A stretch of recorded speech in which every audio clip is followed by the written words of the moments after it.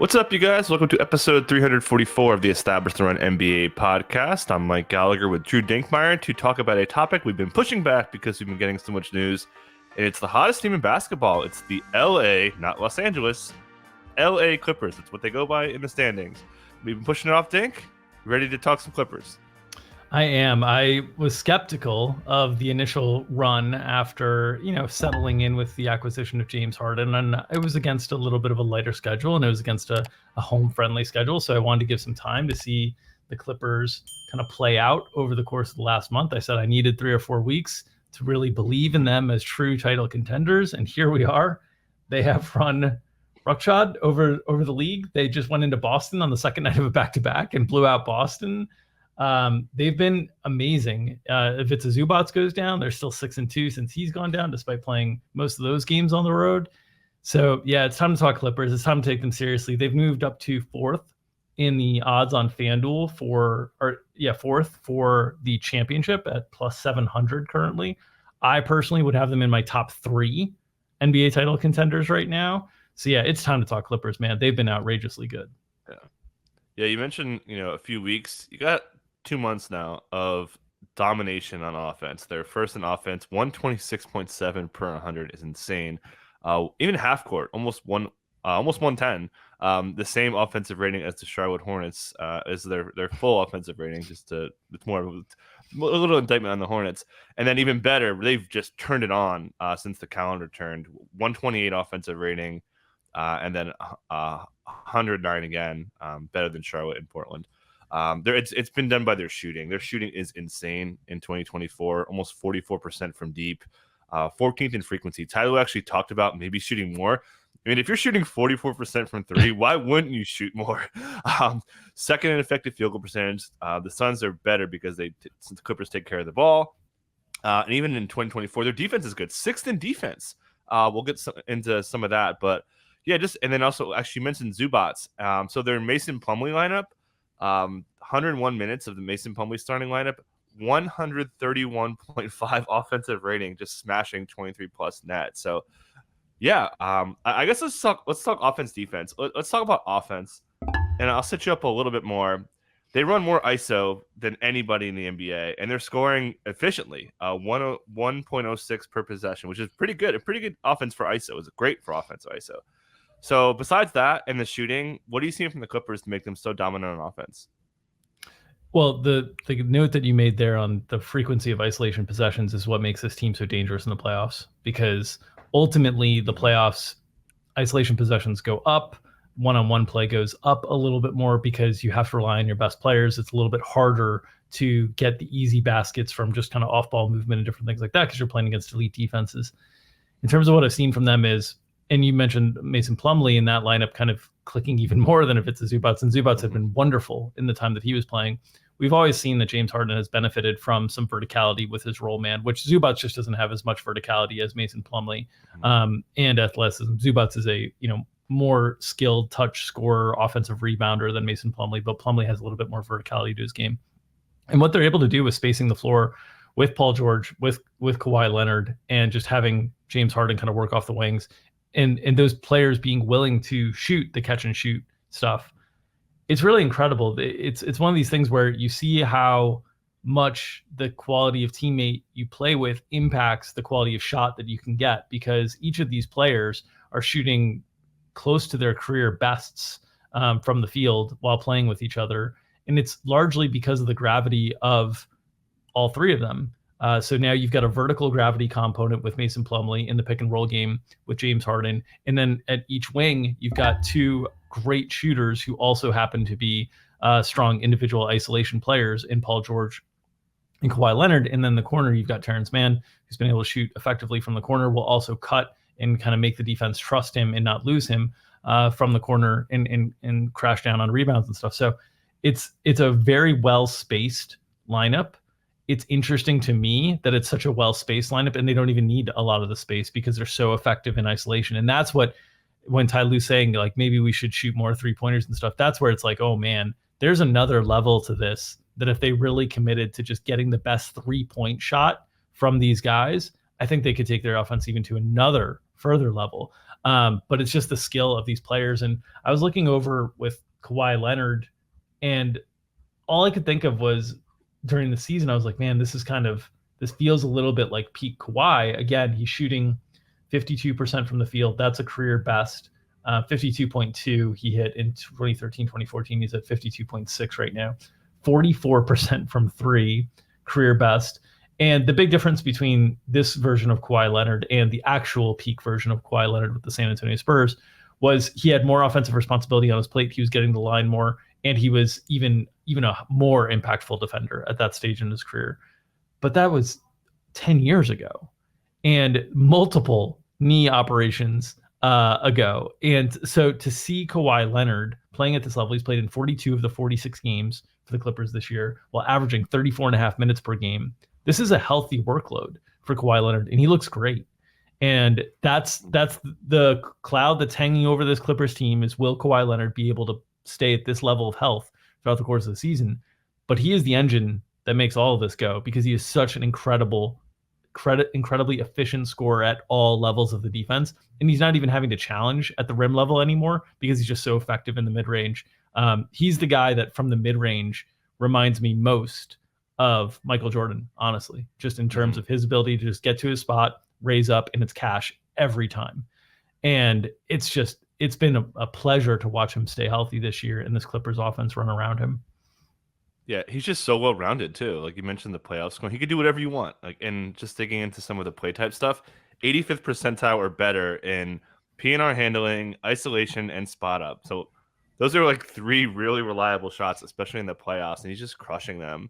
And like you said, he just gets a little bit of cushion, puts it up pretty quick.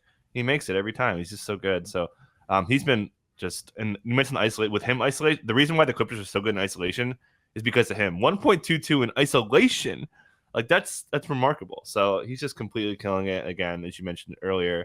That just translates so well to the postseason. So Kawhi is probably so Paul George has actually been more efficient than Kawhi in January, which I was a little bit surprised to see. And actually, Zubats is their most efficient player among guys who are rotation guys.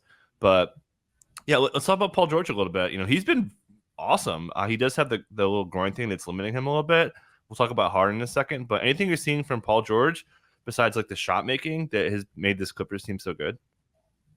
This version of Paul George that we're seeing this year reminds me a little bit of the version that we saw in Oklahoma City, where the first half of the season, I believe it was the 2018, 2019 season, the first half of the season, he looked like a legitimate MVP candidate and perhaps an MVP favorite. His ability to impact the game on both ends obviously has been the staple of his career, but he has a level of shot making to him that it seems like it's only come out in a couple stretches in his career, and we're in one of them of late, where he looks like, I think Paul George has always been a player that has the talent level to be the second best player on a championship team and the first best player on like a really, really good team. And now he's being asked to be the second or third best player, depending on the night, with James Harden and Kawhi on a team. And that's like, it just unlocks so much. Everything's comfortable for him. And yes, he can make tough shots, but now he's like, okay, I can expend my energy defensively. I can be a spot up 3-point shooter. And yes, occasionally I'm going to be the guy who leads from an initiation standpoint. I'm going to be the guy who gets out in transition, and everything's just become easier for him. We've seen him, the percentages are up this year, 46% overall, 41% from three, 90% from the free throw line. Just an incredibly efficient season from Paul George, and it's largely due to the fact that he knows, like all these guys know, that they don't have to take tough shots. They can if they need a tough shot late, we got Kawhi. Kawhi can take the tough shot late, but we can just keep cycling through until we get a great shot, and that's the difference between good and great teams. And Paul George has been that guy. He's been taking great shots most of the year. Yeah, his catch and shoot game has just been ridiculous. Among guys with his volume, he's first in catch and shoot efficiency. It's not that many guys that have that much volume. He'll just shoot over everyone. Who cares who's in front of him? He's just tall enough and gets his shot off quick enough to beat guarded guys. So he's been awesome. And then we got to talk about James Harden, man. I mean, he's just he's peak. He's like almost. I wouldn't say he's like peak Harden from a scoring standpoint, but I would just say his poise and just his floor general status of the offense. He just has such a great feel from like where guys are, where the help's coming from, and all that good stuff. So he's just been remarkable. His scoring's been pretty good too, but the assists have been pretty good. Top 4 in assists in January, I believe, and he's just been crushing. And his defense has been. Well, I want to talk about defense on another side of things, but it's just the Harden transition has been really seamless, and he's lowered his usage rate and just been awesome in his role. So it's kind of crazy how these guys fit, like not perfect, but they fit perfect for them with the way their offense is working. Anything you're seeing from Harden from an offensive initiation standpoint? I mean, it was 2 months ago that James Harden was basically annihilated on social media by a broadcaster talking about James Harden being the problem everywhere he goes. And a lot of that criticism was fair in terms of what's happened in James Harden's career. So I think it's time to start giving James Harden a lot of credit for the player that he's been this year. A player that has been willing to take on less of the focal point of the offense and willing to be a distributor and set things up in the way that we've seen like Chris Paul operate in the past, and players that they know that they can get their own shot and they can create their own opportunity for themselves kind of whenever they want to because of their talent level. But they also know that the key to unlocking the highest level for this team is for them to defer a little bit. And so what I see with their offense is just a level of precision that is basically like each possession it's going to start once they get settled in the half court, usually with some sort of hardened ball screen. Figure out if you get something from there, if you get something from that initial action. If not, you kind of you drive and kick, move the ball around, and get either an open jumper from a catch and shoot position, or you get the ball in the hands of Kawhi. You reset, get the ball in the hands of Kawhi off of a pin down, or get him the ball and then get a ball screen and go. And since a lot of the first options for the Clippers in these offenses are James Harden, and he's still the guy with the lowest usage rate because he knows that just because I'm the first option to initiate the offense doesn't mean I'm the best option. And this action that we're starting with is working to create a lot of different options, and I'm okay getting to the third or fourth one. And that's maturity as a player, that's leadership. And yeah, he's been phenomenal, and his stats are down a little bit in terms of the counting stats. The efficiency stats are up. He's shooting 41% from 3. He's obviously not getting the line as much because he doesn't need to challenge the defense in that way and try to foul hunt as much. That's another thing that we should note is just in general, when you have the trust of all these other elite scorers around you, you don't feel the need to try to foul hunt as much, simply because you know that you can get better shots. And if you foul hunt and you don't get the foul call, that's a bad shot, right? Like a lot of times that's a really out of control shot that can lead to transition for the other team. You don't see James Harden kind of flailing around and doing those things anymore because there's confidence that the second, third, fourth iteration of this offense will get them something that is just as good as what he could potentially get at the free throw line. And that's just, all of that is playing as part of a team.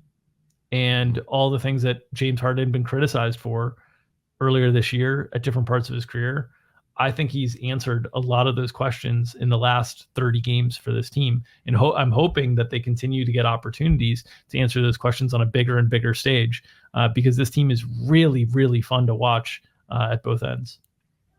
Yeah, and then let's talk about the bench offense because Norm's been really awesome. And even Russell Westbrook's giving them pretty good offense overall.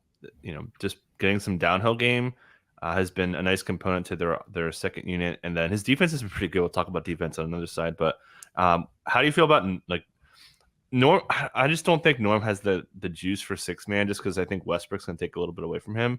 But anything from, and I'll talk about the small ball stuff in a second because we see Norm closing small ball lineups a ton. I want to save that for a different topic. But anything from Norm that you're seeing to just kind of step up along with Westbrook, that pair has been really nice off the bench. Yeah, and this pair, if you think about how dominant the first unit can be with Kawhi, with the talent level of Kawhi Leonard and Paul George and James Harden relative to the starters that they're playing, that's sort of the level Russell Westbrook and Norm Powell are relative to reserves around the league, right? These are two players that have been, I mean, Russ has been an MVP and Norm Powell's been a starter level player kind of throughout his career. And I think Norm Powell is a great facsimile of Paul George in terms of what he brings to the table in terms of floor spacing, transition, and a little bit of shot creation as well. He's not as good as Paul George, but when it comes to creating offense and like fitting in the spots that Paul George need rest, as we've seen Paul George playing through an injury and a minutes limitation of late, Norm Powell is a pretty good, 85% of Paul George fill-in option. And then him playing with Russ, I think Norm Powell's always thrived in transition. He's always been a player that's like to get up and down the floor. We saw that a lot in his Toronto days. We're seeing it a little bit more in the second unit as well. And that's what Russ is so devastating at, getting the ball and going in transition. And so this they play very decisive in the second unit.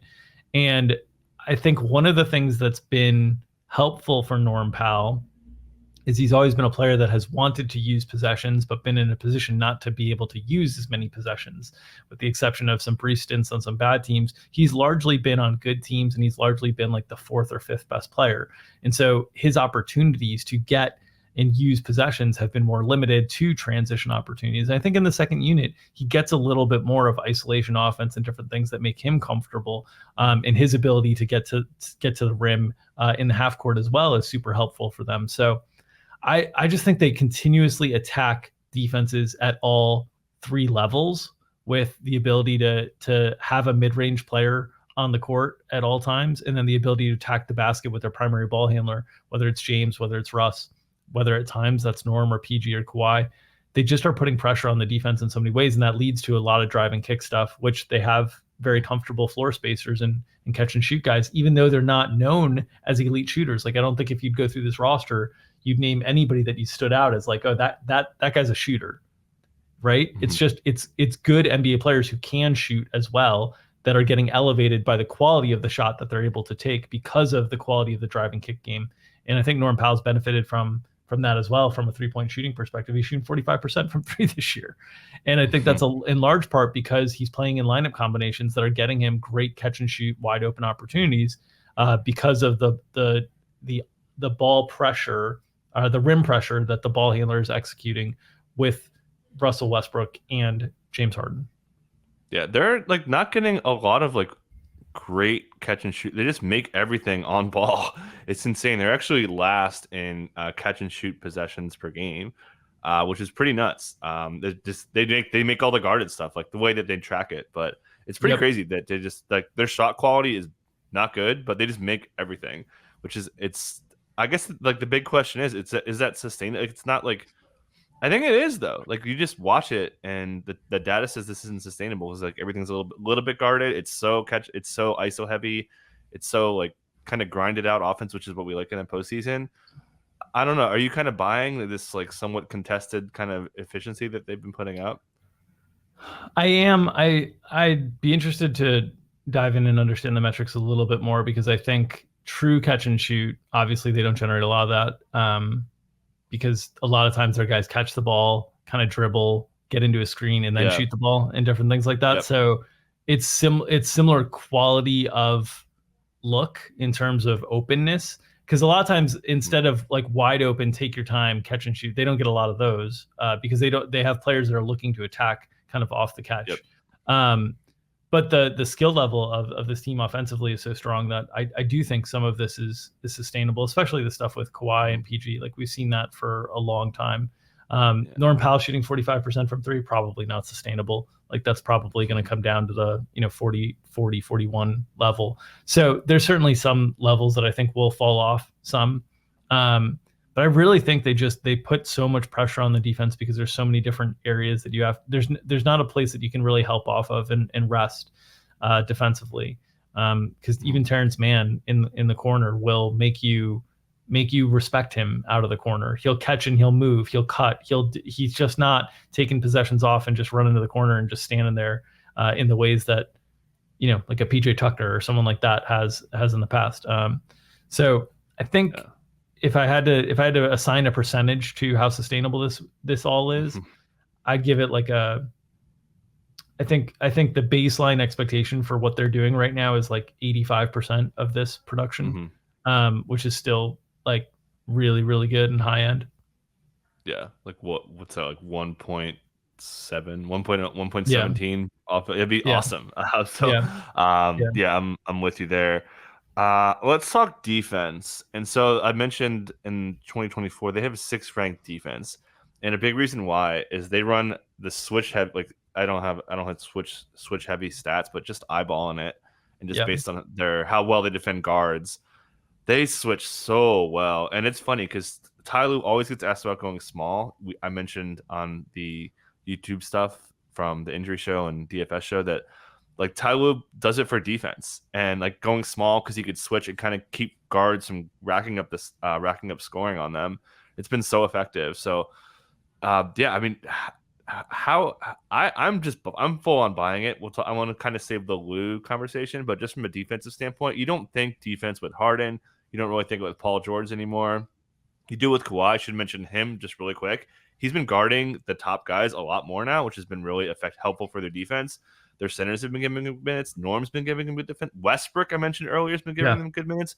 They're getting it from like everyone, and I just love this scheme. They run like I love the Lue. Lue's actually more open to his pressers now because they're actually winning, and talking about like all his X's and O's, running the fire scheme where they're bringing the help before the screen and all that stuff. I love it, but I guess we could tie Lue into this together here, but Lue kind of pulling the strings defensively and just beating the other coach to the punch on adjustments is peak Ty Lue, right? Anything? I guess we could tie Lue and defense together because he's kind of, I think, the master of this situation. But just what do you think about the Clippers defense going forward and being a top 10-ish kind of defense going forward? Yeah, I think it's pretty sustainable because of the switch heavy scheme, the talent of the players, and then the size, positional size. Like we talked about the idea of them going small, right? They're big at all the guard and wing positions. And when you're big at all the guard and wing positions, even when you're playing small, you're not actually that small. And if you're playing a switch heavy scheme and you have size to all these guys, what happens is ultimately other teams can keep trying to hunt a defensive matchup, but they don't have one that's a consistent one to be able to attack, right? And when you consistently switch everything, so many teams use a ball screen or dribble handoffs or different things like that just to get into flow. And what this does is it naturally just disrupts flow whenever you're switching everything. And the reason a lot of teams don't do switch heavy schemes is because they don't have the personnel. Eventually somebody's going to get isolated and attacked. And it's harder to do that with the Clippers. Who do you want to isolate and attack? Terrence Mann? No. Paul George? No. Kawhi Leonard? No. Harden? Maybe, but not really. Harden still, like, yes, most of Harden's issues defensively in the past have been attention to detail. It hasn't been as much on ball. It's been much of like, is he paying attention to where screens are coming from? You don't have to worry about that. You don't have to worry about screen navigation if you're switching everything. So the scheme fits Harden as well. And he's their weakest defender out there. And so there's not a great place to be able to attack for teams defensively. And I would say the same critiques of Harden's defense go to Russ, who's most of Russ's issues in the past have been ball watching from a defensive standpoint. On ball, Russ has been pretty darn good throughout his career. And so what does a switch heavy scheme do? It makes it so you don't have to worry about ball watching as much because you're just constantly kind of in motion with your teammates. So yeah, I think their first layer of defense is just really strong, difficult to penetrate. It disrupts teams and already shaves off like 4 to 5 seconds of the shot clock for most teams compared to other schemes, right?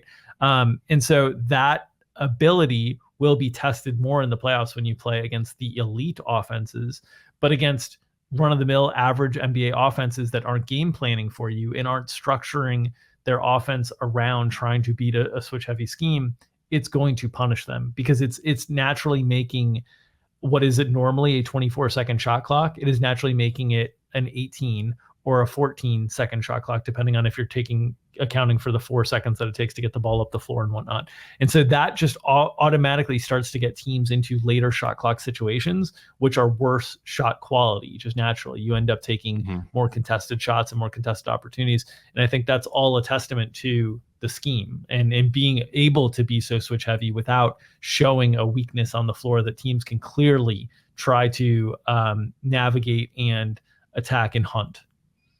Yeah, they're like the reverse Hornets. They're like just so sound, kind of like everywhere. Like when I'm writing matchups, it's like, okay, they're like pretty good everywhere else. Like there's like kind of no weaknesses. Where the Hornets, they're like bad everywhere. So like you can't like really pick your spots. But yeah, so let's just kind of zoom in on Ty Lue. And I was looking, he's only 10-1 for Coach of the Year. We mentioned, this scheme. I'm sure his assistant coaches are great. Lawrence Fank, brilliant front office guy, former coach, yada yada. But Ty Lue needs some shine here. I like I mentioned, he's hilarious, and the fact that he won't reveal minutes limits when his opponent's coaches are revealing them. He's like blown away by that. He's just such a the gamesmanship from Ty Lue is just so good. But yeah, do you think 10-1 is fair for him? Like he's I don't know. I feel like he should be like 5-1 or 6-1 because Dagnall's. I don't know. I'm not sure how the people feel about Mark Dagnall. But do you think Ty Lue has a chance to win Coach of the Year? I don't think he's ever won it before. A chance, certainly. 10-1, and whether that's a good price or not, I'm trying to think through. One of the challenges is obviously for Coach of the Year, it's often teams that surprise to the upside that get, the coaching staff gets credit in those situations. And while Mark Dagnall isn't a household name, Chris Finch is not a household name as much in casual fan circles. From a media perspective, from expectations coming into the year, those two teams are outperforming so wildly that I think it would be hard for the Clippers probably have to finish with the number 1 seed in the West, which is certainly possible. They're within 2 games, just 1 game in the loss column right now. The Minnesota Timberwolves, certainly possible, but they probably need to do so in somewhat of convincing fashion for Ty Lue to earn that award over Chris Finch or Mark Dagnall. I think those two guys are the guys that are going to get the most credit for sure. And then, I think that's probably the race. Maybe Joe Mazzulla, get some attention, some credit as well. But I think some of that's just taken for granted at how talented Boston is as a team. And obviously the success that this core has had with previous coaches. So I think that hurts Mazzulla's case. I don't think there's anybody else in the Eastern Conference. I don't think Thibodeau will, as great of a job as Tom Thibodeau has done, I do not think he will get that type of credit. So when you're starting to go down the names or the list of options for who this could be, I don't think it's going to be Rick Carlisle. I don't think Indiana is going to get enough, enough juice in the standings. Jamal Mosley, I don't think he's going to get enough juice in the standings. So I think Ty Lue should maybe be, the 3rd or 4th favorite. 10-1 seems around fair, maybe a little light, but I really think Dagnall and Finch have a pretty strong grasp on that award. Yeah, they're heavy favorites. Dagnall's plus 140 and Finch is plus 230. So, and then lose 3rd. So, but OKC's slipping a little bit. So yeah, I don't know. Anything else you want to mention on the Clippers? I guess we could play the standings game. We kind of opened that we think that they, top 3 you said. I mean, the health is the whole thing. Like I don't think anyone listening to this podcast needs to go there. Like I don't even know if I even want to say this, but if Kawhi misses 20 games, or even 10 games, or even 5 games, how thin are the margins to kind of keep like a top 2 possible? I mean, they're 2 games out of first now. Yeah. And again, like I was saying, with the way they're playing right now, and the Wolves, kind of sputtering a little bit, Thunder stumbling here and there a little bit. Like they're almost a coin flip to me to be the top seed in the West, which would people see that 1 seed and like, oh, okay, hey, they're going to be Coach of the Year or whatever. But yeah. So I mean, how thin are the margins to kind of rise up to be a top 1 or 2 seed for them health wise? I don't think they're that thin, honestly. I think they have room. I think this team has been successful in the past playing without Kawhi or without Paul George. They just played without Paul George last night. Granted, it was against the Wizards, but that was pretty comfortable. They've been able to be successful without one of those 2 guys consistently, and they didn't have James Harden in the past when they had those. So I think they've got plenty of margin from a regular season, get through, win games perspective. Not concerned there. The concern would obviously become playoff time if the injury bug struck at the wrong time. Them with and without Kawhi Leonard in the Western Conference against some of these other teams that are very, very good, it is a huge difference. And so I would go as far as to say right now, if we lined up and we played the playoffs right now, I'd pick the Clippers to win it all. Really? I think they're the best. I think they're the best team in the NBA right now. I do not know if Kawhi Leonard and Paul George can stay at the health level that we've seen to this point and that's my only concern. That's really my only concern. The way that they get baskets is the way you have to get baskets in the postseason. So like if you put and I love Minnesota, I love Oklahoma City. I'm very high on those teams this year. You give me a series with them against this version of the Clippers, I'm taking the Clippers. Yeah. Denver with this version of the Clippers, that's a little coin flippy for me, just because Denver's had their number in the past. They don't have a good answer for Jokic. The two-man game that Denver has is the same level of ability to get important buckets in the playoffs as these Clippers guys, but the Clippers have more depth to them. And those two teams are the coin flippy ones to me. And both of those teams I would take above Boston currently. As much as Boston's ceiling is higher than all of these teams by like a good margin, honestly. Like their ceiling is really, really high. I just do not trust them to continue to tap into that over the course of the series. And the other thing that you were kind of hinting at here is Ty Lue in playoff series, his teams almost always outperform. There's very few experiences or situations that they've underperformed. One of them was against the Nuggets in the past when they blew 3-1 lead in the bubble against the Nuggets. But just generally, most of the time his teams outperform. And we saw this team last year without Kawhi Leonard in the playoffs make it hard on the Suns, a Suns team that we thought was really, really dangerous. They made it really hard on them.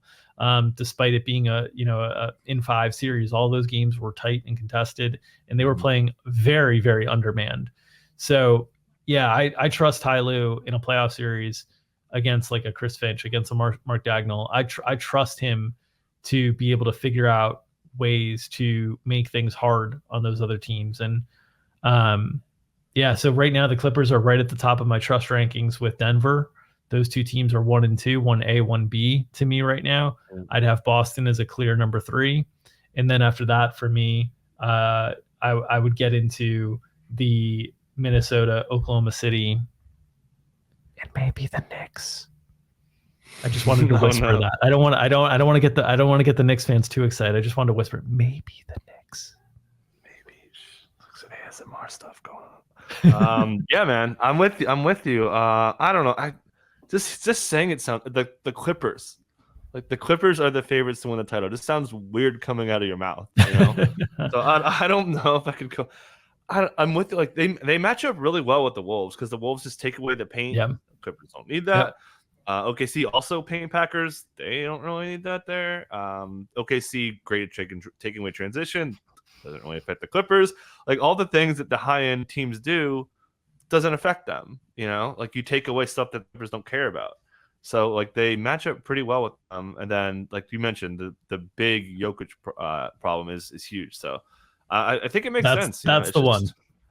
That's the one that if you ask the Clippers, like we get one team that someone can take out of our path, one team in the entire league that someone can take out of our path, they're choosing Denver, no doubt about it. That's the one team that just matches up really, really well with them, can make things really hard on them. But I agree with you. I think they match up great with Oklahoma City or Minnesota. And I also like they have a lot more playoff reps than those guys as well. They both from a coaching perspective, from a player perspective, they have a lot more experience than those other teams. And experience doesn't matter if you don't have talent, but they have the same level of talent. So I think the Clippers are, if they can stay healthy, which is the if that we have said for 4 years now, if they can stay healthy, they are incredibly dangerous. Yeah, I wonder how they handle the management of injuries and stuff. We'll see. We know they've got some stuff, but it's pretty crazy that Kawhi's been this healthy and this dependable night in, night out, both on and off. But been great. Anything else I just wanted to hit on that. I wanted to hit on that point real quick because it ties into something that's going around the league, and there's a lot of question marks about load management and rest and different things like that. And I just want to note, Kawhi Leonard a few years ago was getting load managed and rested like pretty heavily, right? And we were all like, oh, maybe this is the way that, he needs to get through NBA seasons at this point in his career, different things like that. He's played 42 of 46 games this year. There's not been very much rest at all. And I just want to highlight, he's 2 years older than when he was getting rested before. And we think of all these things in terms of rest as opposed to in terms of they are playing hurt. That's why they need the time off. And so a lot of the load management conversations, like you see, Kawhi Leonard is healthy this year. And so he doesn't need the rest as much. And so some of this stuff is getting a little bit lost in the narrative around NBA players need to sit so much, and NBA training staffs are managing guys and enforcing guys to sit and different things like that. And obviously it's going to be a huge topic of conversation with Joel Embiid for the rest of the season, depending on the results of these MRI and how long, he's potentially out. Joel Embiid's been playing hurt. It's not that he's resting and needing to take off games or ducking Jokic or different things like that. He's been playing hurt. And when you're playing hurt, you need to take some games off sometimes because your body can't handle the workload. And that's what we saw from Kawhi Leonard in the past. He was playing hurt. Paul George in the past, they were playing hurt. And that's why they needed time off. This year, they've been healthy. They haven't needed the time off. And so I think sometimes we just assume that guys are resting before they're hurt. And I think a lot of times guys are resting because they're hurt and they're playing through it. And I just think that perspective needs to be altered a little bit in terms of the narrative around what NBA players are going through, because certainly there are occasions where guys are just rested and they're fully healthy and the training staff is asking them to sit or different things like that. But most of the situations where guys are resting repeatedly during the season, not playing back-to-backs or different things like that, it's because they're hurt and they're playing through something. Mm-hmm. Yeah, and then I was looking at the game counts. So only few teams have played fewer games than the Clippers.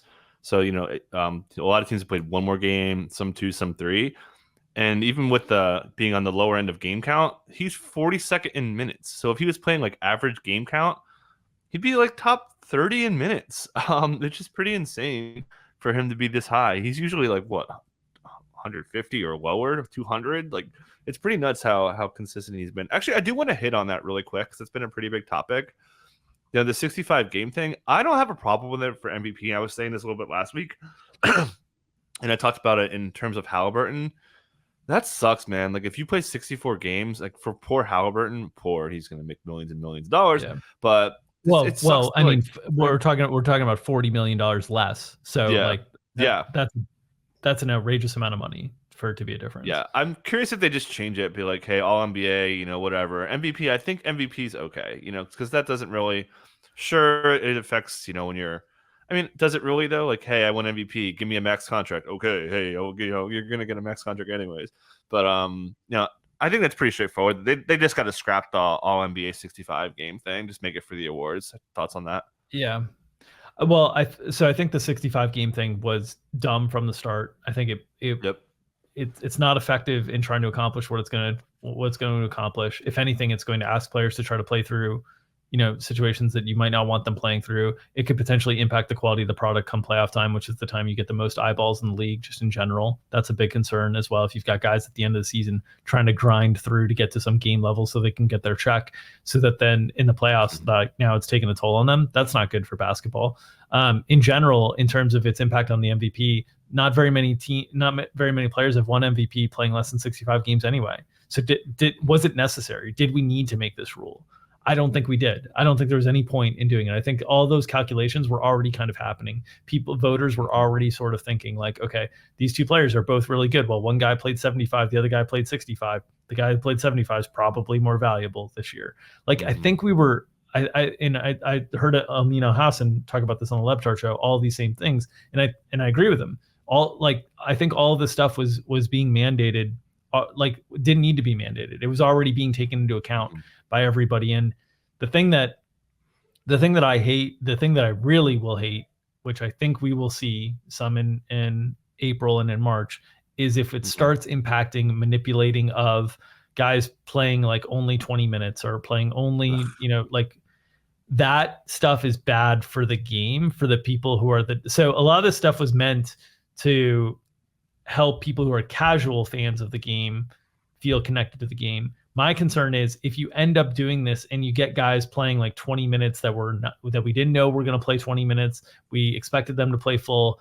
The hardcore people who are invested in this game from a gaming perspective, from a DFS perspective, fantasy basketball perspective, the people who live and die and breathe the NBA, they're going to be the ones who are missing out and frustrated, and you're going to alienate them a little bit. And so trying to appease a mass audience in a way that I don't even think the rule is going to actually end up appeasing them in any sort of way, and then on the back end hurting the core audience, I think is just a potential big mistake. The good news is the NBA has been pretty flexible in terms of adapting and moving rules and rule changes when they feel like they've made mistakes in the past. So I think the NBA will be responsive here, but I just don't think that I don't think what they're doing is accomplishing what they need to accomplish. I think there's other ways that they could potentially do it.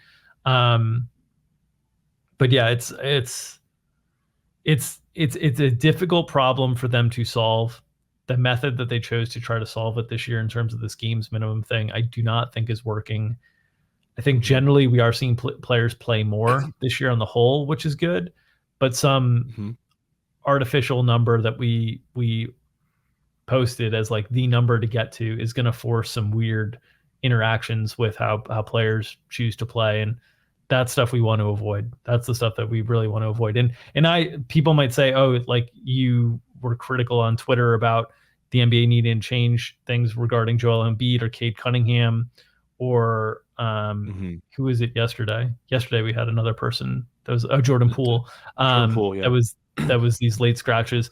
And that's a separate issue that I'm frustrated with, which is very simply, we need to have some sort of injury reporting situation that people know in a reasonable amount of time in advance of the game who's actually going to play that night.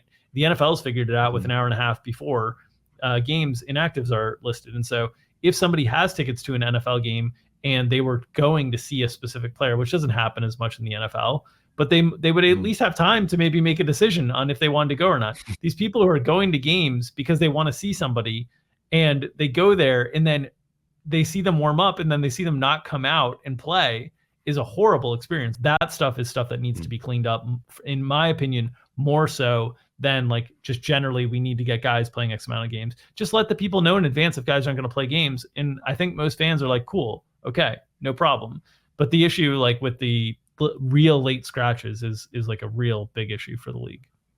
Yeah, and like Bijan Robinson for football, that's happened like every day.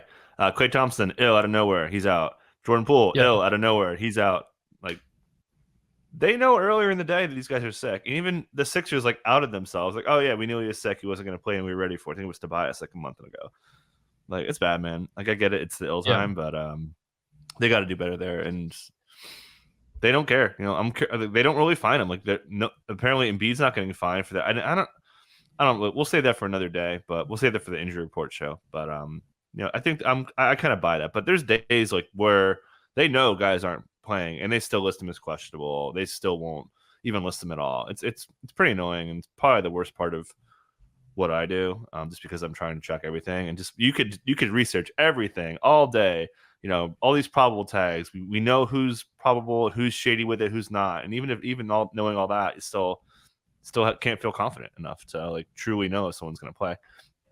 But hey, we'll talk about that on the injury show if you guys aren't checking that out. Anything else to get us out of here?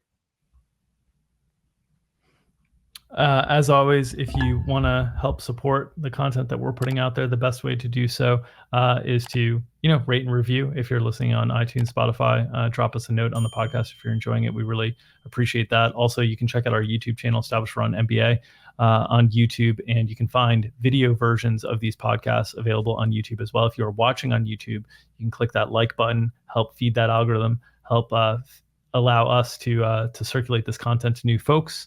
If you're out there in the world and you see a fan that likes NBA, talk about the Established Run NBA podcast or the Established Run NBA YouTube channel and help us out as we're trying to grow this YouTube channel to over 5,000 subscribers by the end of the NBA season. We're inching towards our goal each and every day. So we thank you out there for listening and for supporting this free content. All right. Thanks, guys. We're almost to the All-Star break trade deadline next week, so I'm sure we'll be covering some of that. A week away to the day, so this is going to be pretty exciting times. A lot of players out there, a lot of teams kind of holding their cards, make a move. Should be exciting to see. So appreciate you guys listening. Catch you guys next time.